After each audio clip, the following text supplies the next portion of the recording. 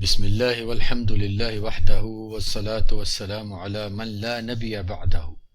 شروع اللہ کے نام سے، اور تمام سچی تعریف صرف اللہ کے لیے ہی ہے، اور اللہ کی رحمتیں اور سلامتی ہو اس پر جس کے بعد کوئی نبی نہیں، اور وہ ہے محمد صلی اللہ علیہ وعلی آلہ وسلم۔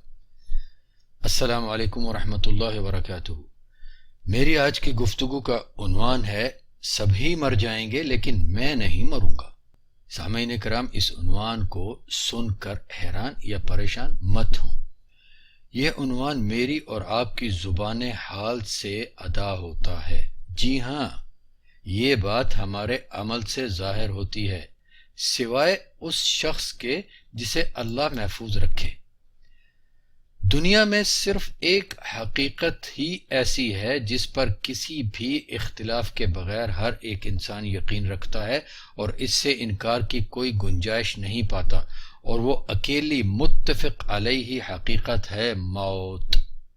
موت ایسی حقیقت جس کا سامنا ہر کسی کو کرنا ہی کرنا ہے، اور جس سے کوئی بھی جان خود کو بچا نہیں سکتی اور نہ ہی کسی اور کو اس سے بچا سکتی ہے۔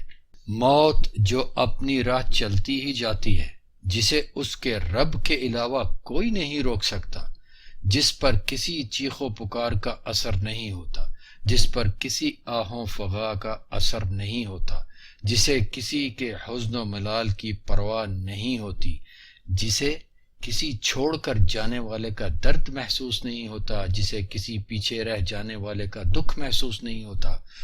موت ایسی طاقتور چیز جو عظیم سے عظیم جان والی طاقتور مخلوق کو بھی اسی آسانی سے قابو کر لیتی ہے جس آسانی سے کسی ننھی سی جان والی انتہائی کمزور مخلوق کو قابو کر لیتی ہے۔ موت جسے کوئی طاقت روک نہیں سکتی سوائے اسے چلانے والے اللہ القوی العظیم کے۔ پھر بھی کوئی اس کے بارے میں، اس کی قوت و قدرت کے بارے میں سوچتا نہیں جس کے حکم سے موت چلتی ہے۔ عموماً ہوتا یہ ہے کہ جب بھی ہم لوگ موت کو یاد کرتے ہیں یا موت کی سوچ آتی ہے تو کسی اور کی موت کے سبب سے آتی ہے کہ ہائے ہاں فلاں مر گیا، فلاں بھی مر گیا، فلاں بھی مر جائے گا، کسی نے یہاں نہیں رہنا، سبھی کو موت آئے گی، وغیرہ وغیرہ۔ لیکن یہ سب کچھ سوچتے ہوئے اور بڑے دکھی مدبرانہ اور مومنانہ انداز میں یہ سب باتیں کہتے ہوئے کہیں شاید ایک لمحے کے لیے بھی ہمارے دلوں یا اذہان میں، ذہنوں میں خود ہماری اپنی موت کا کوئی تصور نہیں ابھرتا، اور اگر کبھی آ بھی جائے تو اس کے ساتھ ہی ہم ماں باپ، بھائیوں بہنوں، بیوی بچوں، دوستوں، رشتہ داروں اور دنیا کے آرام و آسائش اور رنگینیوں کے فراق کے خوف میں گم ہو جاتے ہیں۔ شاید ہی کوئی ایسا ہوتا ہے جو اس کے بعد والے وقت کے بارے میں سوچے، اس وقت کے بارے میں جس کی کوئی انتہا نہیں، جس کے بعد کوئی موت نہیں۔ شاید ہی کوئی ایسا ہوتا ہے جو یہ سوچے کہ مرنے کے بعد کے لیے میں نے کیا کر رکھا ہے، میں نے کون سے اعمال بھیجے ہیں جن کی موجودگی میں مجھے اپنے رب کے سامنے حاضر ہونا ہے۔ آخر ہم کس دھوکے میں ہیں، کس انتظار میں ہیں؟ کیا ہمیں اس وقت تک رکا رہنا چاہیے جب تک موت ہمیں آن نہ دبوچے اور ہماری روح اپنے مالک کے حکم سے قبض نہ کر لی جائے؟ ہم دوسروں کی موت کے بارے میں سوچتے ہیں تو ہمیں یہ سب کچھ اپنے لیے کیوں یاد نہیں آتا؟ ہم ان سب معاملات کے بارے میں کیوں نہیں سوچتے؟ ہم اپنی ہی موت کے بارے میں کیوں نہیں سوچتے؟ ہم کس انتظار میں ہیں؟ کیا ہم اس انتظار میں ہیں کہ ہم اپنی خواہشات پوری کر لیں، دنیا کی تمنائیں مکمل کر لیں تو پھر اپنی موت کے بارے میں سوچیں گے؟ کیا ہم اس انتظار میں ہیں کہ بوڑھے ہو جائیں تو پھر ہم اپنی موت کے بارے میں سوچیں گے؟ کیا ہماری صحت مندی ہمیں ہماری موت کے بارے میں سوچنے سے روکے ہوئے ہے؟ کیا لوگوں کے بارے میں ہماری خام خیالی کہ وہ ہمیں مرنے کے بعد فائدہ دیں گے ہمیں ہماری موت کے بارے میں سوچنے سے روکتی ہے؟ گو کہ موت کے بارے میں سوچنے یا نہ سوچنے سے موت پر، اس کے آنے کے وقت اور مقام پر کوئی فرق واقع نہیں ہوتا۔ وہ اس کے لیے مقرر شدہ وقت پر، مقرر شدہ مقام پر آ کر ہی رہے گی، اور جسے مرنا ہے اسے مرنا ہی ہے۔ سامعین کرام، میرے محترم بھائیوں بہنوں، اپنے ارد گرد نظر کیجئے، اور کچھ نہیں تو اپنے کمپیوٹر یا موبائل فون کی ایڈریس بک یا اپنے فون نمبرز والی ڈائری وغیرہ کو ہی دیکھیے، تو آپ کو ایسی کئی شخصیات کا نام نظر آ ہی جائے گا جو موت کا لقمہ بن چکی ہوں۔ اگر کئی نہیں تو کسی نہ کسی ایسی شخصیت کا نام نظر آ ہی جائے گا جسے موت لے جا چکی ہے۔ جی ہاں، سوچئے کہ موت کے بارے میں سوچنے سے سوچنے والے پر فرق ضرور واقع ہوتا ہے، خاص طور پر جب وہ سوچنے والا موت کے بارے میں اس کے اور اپنے خالق اور مالک اللہ سبحانہ و تعالیٰ کے فرامین اور اس خالق اور مالک کے آخری رسول اور نبی کریم محمد صلی اللہ علیہ وعلا آلہ وسلم کے فرامین کی روشنی میں سوچے گا تو یہ سوچ یقیناً اس پر بہت بڑا اور مثبت فرق ڈالے گی۔ سوچئے کہ موت ہمیں کسی بھی وقت آن دبوچے گی، اسے نہ تو ہماری خواہشات کے پورے ہونے کی فکر ہے اور نہ ہی ہماری تمناؤں کی تکمیل کا انتظار ہے۔ اسے نہ تو ہمارے بڑھاپے کے آنے کا انتظار ہے اور نہ ہی ہماری صحت مندی اسے روک سکتی ہے۔ اللہ جل و جلالہ نے فرمایا ہے وَلِكُلِّ أُمَّةٍ أَجَلٌ فَإِذَا جَاءَ أَجَلُهُمْ لَا يَسْتَأْخِرُونَ سَاعَةً وَلَا يَسْتَقْدِمُونَ، اور ہر ایک گروہ کے لیے موت کا ایک وقت مقرر ہے، پس جب وہ وقت آ جاتا ہے تو اس میں ایک لمحہ بھی نہ تو دیر کر سکتے ہیں اور نہ ہی جلدی۔ وہ لوگ جن کا وقت آ جائے اس وقت میں ایک لمحہ بھی نہ تو دیر کر سکتے ہیں نہ ہی کوئی جلدی کر سکتے ہیں۔ سورۃ الاعراف کی آیت نمبر 34 اور ارشاد فرمایا ہے کہ ان اللہ عنده علم الساعۃ وینزل الغیث ویعلم ما فی الارحام وما تدری نفس ماذا تکسب غدا وما تدری نفس بأی ارض تموت ان اللہ علیم خبیر۔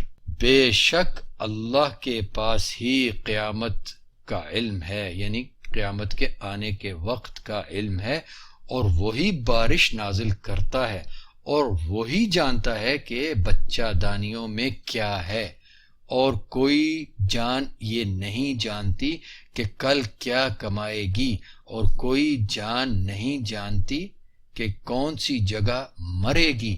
بے شک اللہ ہی بہت زیادہ اور مکمل علم اور خبر رکھنے والا ہے۔ سورۃ لقمان کی آیت نمبر 34 ہے۔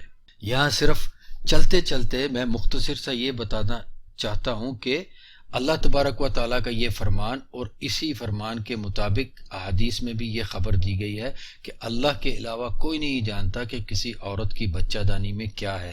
تو اس سے کسی کے ذہن میں یہ غلط فہمی پیدا نہ ہو کہ آج میڈیکل سائنس کی وجہ سے الٹرا ساؤنڈز وغیرہ اور دیگر طریقوں سے یہ جان لیا جاتا ہے کہ کسی ماں کی بچہ دانی میں جو بچہ ہے وہ کیا ہے، مذکر ہے یا مؤنث ہے، لڑکی ہے یا لڑکا ہے۔ تو یہ آیت شریفہ اور وہ احادیث شریفہ جن میں اس چیز کا ذکر کیا گیا ہے، یہ خبر دی گئی ہے کہ اللہ کے علاوہ کوئی نہیں جانتا کہ کسی عورت کی بچہ دانی میں کیا ہے، تو وہ خبر اس بچے کے جینڈر، اس کے جنس کے بارے میں نہیں ہے۔ یہ نہیں ہے کہ وہ بچہ ہے یا بچی ہے، لڑکا ہے یا لڑکی ہے، یہ خبر اس کے بارے میں نہیں ہے، بلکہ یہ خبر اس کے خوش نصیب یا بد قسمت ہونے کے بارے میں ہے، یعنی اس کے کافر یا مسلم ہونے کے بارے میں ہے۔ اس کے بارے میں بھی نبی علیہ الصلوۃ والسلام نے ایک اور حدیث شریف میں ہمیں یہ خبر دے دی ہے کہ کوئی نہیں جانتا ماں کے پیٹ میں کیا ہے، شقی ام سعید، خوش بخت یا بدبخت۔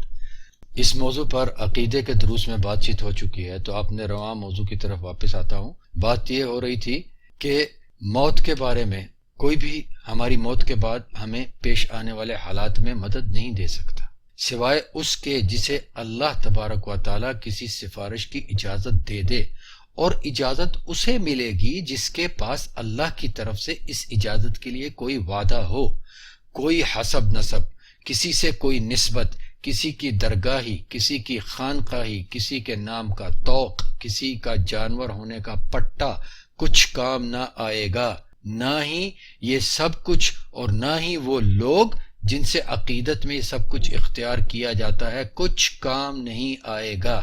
اللہ ہی نے یہ ہمیں بتا رکھا ہے، من ذا الذی یشفع عنده الا باذنہ، کون ہے جو اللہ کے ہاں اللہ کی اجازت کے بغیر سفارش کر سکے۔ آیت الکرسی کا ایک حصہ ہے یہ۔ اور یہ بھی اللہ تبارک و تعالی نے فرمایا لا یملکون الشفاعۃ الا من اتخذ عند الرحمن عہدا، لوگ کسی کی سفارش کا اختیار نہ رکھیں گے سوائے اس کے جس نے رحمان سے اقرار لیا ہو، عہد لیا ہو اللہ سے۔ سورۃ مریم کی آیت نمبر 87 H7۔ اور یہ بھی اللہ تبارک و تعالی نے ہی ہمیں بتا رکھا ہے کہ وَاتَّقُوا يَوْمًا لَا تَجْزِي نَفْسٌ عَن نَفْسٍ شَيْئًا وَلَا يُقْبَلُ مِنْهَا عَدْلٌ وَلَا تَنفَعُهَا شَفَاعَةٌ وَلَا هُمْ يُنصَرُونَ، اور بچو اس دن سے، اس دن کی سختی اور عذاب سے جس دن کوئی جان کسی جان کو کسی چیز سے کوئی فائدہ نہ دے سکے گی، اور نہ ہی کسی جان سے کوئی بدل قبول کیا جائے گا، اور نہ ہی کسی جان کو کوئی سفارش فائدہ دے گی، اور نہ ہی ان کو مدد مل سکے گی۔ سورۃ البقرہ کی آیت نمبر 123 ہے 123۔ جب ہم اس موت کی آمد کا اور اس کی آمد پر اپنے ممکنہ حال کے بارے میں سوچیں کہ ہمیں اس اٹل حقیقت کا سامنا کس حال میں کرنا ہے، تو انشاءاللہ یہ سوچ ہم پر بہت بڑا اور مثبت فرق ڈالنے والی سوچ ہوگی۔ اسی لیے رسول اللہ صلی اللہ علیہ وعلی آلہ وسلم نے ہمیں یہ تعلیم دی ہے کہ اکثروا ذکر ہادم اللذات، لذتوں کو کاٹنے والی یعنی موت کا ذکر زیادہ کیا کرو۔ سنن ابن ماجہ کی حدیث ہے یہ، کتاب الزہد باب 31، اور سنن النسائی، سنن ترمذی وغیرہ میں بھی ہے، اور اس کا درجہ صحت محدثین نے حسن صحیح قرار دیا ہے۔ جی ہاں میرے سامعین کرام، ان جیسی معلومات کی روشنی میں جب ہم اپنی موت کے بارے میں غور کریں گے تو ہماری شخصیات اور ہمارے اعمال پر یہ فرق پڑے گا کہ ہم اپنے پاس دنیاوی چیزوں کی کمی کا احساس نہیں کریں گے۔ موت کی سوچ ہمیں یہ یاد کرواتی رہے گی کہ جو کچھ تمہارے پاس ہے بہت زیادہ ہے، اور کچھ پتہ نہیں کہ کب تمہیں یہ سب کچھ چھوڑنا ہے۔ یعنی مجھے اس بات کی کوئی ضمانت نہیں کہ میں جو کچھ میرے پاس ہے اسے استعمال کر سکوں گا یا نہیں، لہذا یہ میرے لیے بہت زیادہ ہے جو کچھ میرے پاس ہے۔ اگر ہمیں اس قسم کی سوچ آنے لگے تو ہماری زندگیوں میں بہت سکون شامل ہو جائے گا۔ اب اگر دوسرے پہلو سے دیکھیے تو بھی اگر ہم دنیا کے امیر ترین لوگوں میں سے ہوں تو موت کی سوچ ہمیں یہ یاد کرواتی رہے گی کہ اگر میں نے اس مال و متاع سے اپنی آخرت نہ کمائی تو یہ سب مال و متاع مجھے کچھ فائدہ دینے والا نہیں، میرے لیے بیکار ہے۔ لہذا سامعین کرام، اگر ہم ایمان کی صحیح کیفیت کے ساتھ اپنی موت کی سوچ قائم رکھیں گے تو ہمیں اپنی موت اور وقت اور موت کے بعد کے وقت کے بعد کبھی ختم نہ ہونے والے وقت کی خبر حاصل کرنے کی فکر ہوگی۔ وہاں اپنی ابدی زندگی گزارنے کے لیے سامان کی تیاری کی فکر ہوگی۔ ہمیں یہ معلوم ہوگا کہ ہمیں موت کے بعد صرف نیک اعمال ہی فائدہ دیں گے، لہذا ہمیں ان کی طرف جلدی کرنا چاہیے۔ پھر ہمیں دنیا کی لذتوں اور خواہشات میں وقت ضائع کرنے کی بجائے موت کی تیاری میں وقت لگانے اور موت کے بعد کی دائمی زندگی کے لیے وقت صرف کرنے کی ہمت ہونے لگے گی۔ ہمیں چاہیے اور یقیناً چاہیے کہ ہم اپنی ذات کے ساتھ کچھ تنہائی اختیار کریں اور اپنے اندر جھانکیں اور اپنی اندر والی جان سے پوچھیں کہ ہمارے پاس اپنی موت کا سامنا کرنے کے لیے کیا ہے، ہمارے پاس اپنی موت کے بعد کے لیے کیا ہے۔ انشاءاللہ ہمیں جواب میں بہت سے ایسے حقائق ملیں گے جن سے ہم غافل ہیں۔ بل الانسان علی نفسہ بصیرہ، بلکہ انسان خود اس کی ذات پر گواہ ہے۔ اگر ہم اپنے اندر جھانکیں گے تو ہمیں یہ گواہیاں ملیں گی۔ ان گواہیوں کو جاننا ہماری دنیاوی اور اخروی دونوں ہی زندگیوں کی کامیابی کے لیے بہت ضروری ہے کہ اس طرح ہم اپنی موت کے استقبال اور دنیا سے ہمیشہ کے لیے رخصت ہو کر اپنے رب کے سامنے خوشی سے حاضر ہونے کی ہمت اور سامان حاصل کرتے ہیں۔ کچھ ایسا معاملہ بن سکتا ہے کہ گویا ایک محبوب دوسرے محبوب کے پاس جا رہا ہے۔ کچھ ایسا معاملہ بن سکتا ہے جیسا کہ شاعر نے کہا ہے وَلَدَتَكْ أُمَّكْ يَا ابْنِ آدَمْ بَاكِيًا وَالنَّاسِ حَوْلُكَ يَضْحَكُونَ سَرُورًا فَاجْهِدْ لِنَفْسِكَ أَن تَكُونَ إِذَا بَكَوْا فِي يَوْمِ مَوْتِكَ ضَاحِكًا مَسْرُورًا، یعنی اے آدم کے بیٹے، تمہاری ماں نے تمہیں جنم دیا تو تم رو رہے تھے اور تمہارے ارد گرد والے لوگ خوش اور مسکرا رہے تھے۔ اب تم اپنے لیے کوشش کرو کہ جب یہ لوگ رو رہے ہوں تمہارے مرنے پر تو تم خوش اور مسکرا رہے ہو۔ اللہ تعالیٰ سے دعا ہے کہ موت کی سختیاں ہم پر آسان فرمائے، ان میں سے بنائے جن کو نفس مطمئنہ کہہ کر اللہ کی جنت میں داخلے کی دعوت دی جائے گی، اور ان میں سے نہ بنائے جن کے چہروں اور کمروں پر مار مار کر ان کی روحیں قبض کی جاتی ہیں۔ اللہ پاک ہمارے خاتمے ایمان پر فرمائے، برے خاتمے اور برائی پر خاتمے سے ہمیں بچائے، اور ہماری قبروں کو ہمارے لیے جنت کے باغات میں سے باغ بنائے، جہنم کے گڑھوں میں سے نہ بننے دے، اور جب ہم اس کے سامنے حاضر ہوں تو وہ ہم پر راضی ہو۔ میرے اس پیغام پر پھر سے توجہ فرمائیے گا محترم سامعین، بھائیوں اور بہنوں، اور زیادہ سے زیادہ اپنے مسلمان بھائیوں اور بہنوں تک پہنچائیے گا۔ اللہ تبارک و تعالی ہمیں ہماری اپنی اصلاح اور ہمارے مسلمان بھائیوں بہنوں کی اصلاح کے سبب کے طور پر قبول فرما لے۔ والسلام علیکم ورحمۃ اللہ وبرکاتہ۔